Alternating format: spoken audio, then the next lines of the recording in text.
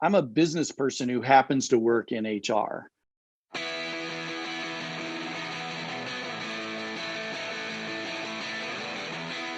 Welcome to the HR Like a Boss video series. If it resonates with you, please consider liking, commenting, subscribing, or sharing with a friend. In the description, you will find social media links and where to listen to the complete podcast interview. I've embarked on a journey to get to know amazingly awesome HR and business professionals. These conversations create the foundation for my book and what it takes to do HR like a boss. On today's episode, I'm joined by Ron Bauer. Ron is the president of Brickpath Group and InterviewPath, and an OU Bobcat, which I won't hold that against him, as a Kent State Golden Flash. So Ron, welcome to the show. I have to admit the intro, there's a little bit of pressure in that intro for me, but looking forward to the conversation.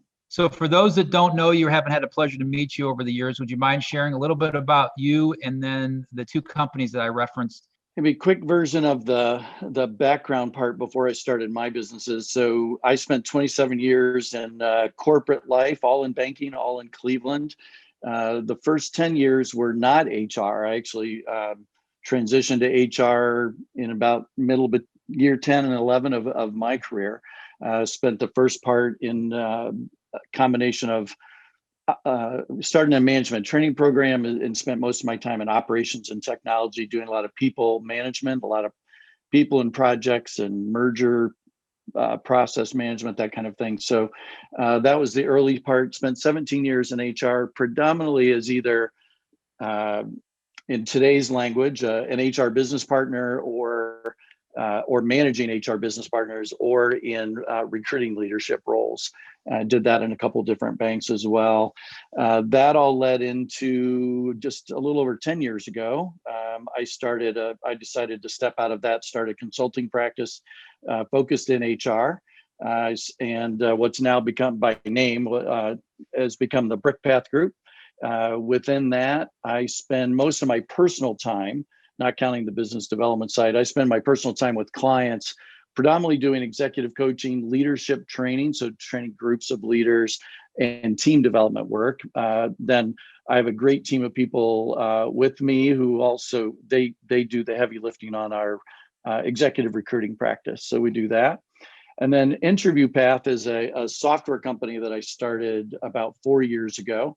And InterviewPath is a product that creates customized interview guides to simplify and standardize the interview process.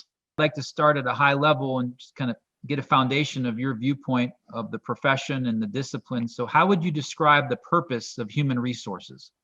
I happen to be surrounded by people and HR directors who believed that there were two different ways that you did HR. You were either focused on making all the employees happy, or you were focused on driving leader and helping create leadership and driving that standpoint. So I definitely resonated in more of that trickle down approach, right? If you could go in and enable leaders to create a great place to work, and if you could do that by making a really solid bottom line business impact, then you were doing your job like that. So that was really how I grew up in HR, and the people I learned from the most, that was their point of view.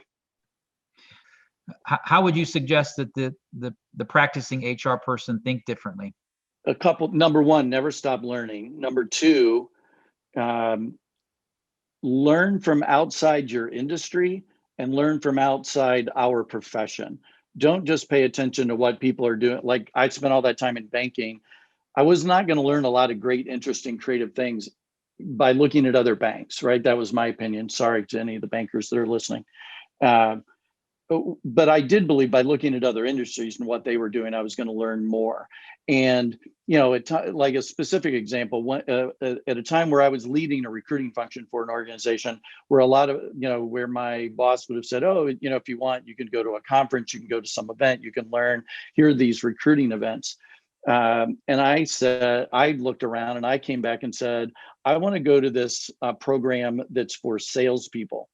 And it had nothing to do with HR, but it was all about sales. And I just believed, as many people do, conceptually, there's a lot in recruiting. There is a fair amount of sales, right? Going both every direction in that. And I spent a day at a sales conference with no HR people in sight. And it was just really deep learning at that point.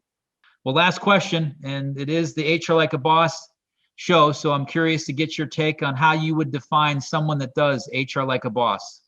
I'm a business person who happens to work in HR, right? And that to me is a differentiator of I'm a business person, or I'm an HR person that happens to work inside this business, right? So that part of the mindset was really big to me.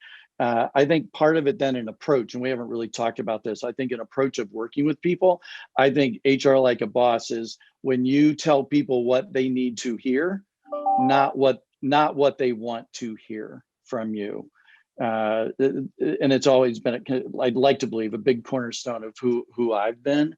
And this may be similar words to how you set this up, but I think as HR, if you're doing HR like a boss, when you're making decisions as if you own the place, whether you do or not, right? It's that you can't make decisions about what's right for HR, just HR. It has to be much broader, right? You have to think above yourself on the org chart and look at it that way. So hit the nail on the head as it relates to I'm a business person that just so happens to practice human resources. That is one of the foundational mindsets, I think. And as a quick recap of what we talked about, I love when you mentioned how does a business work versus what it does.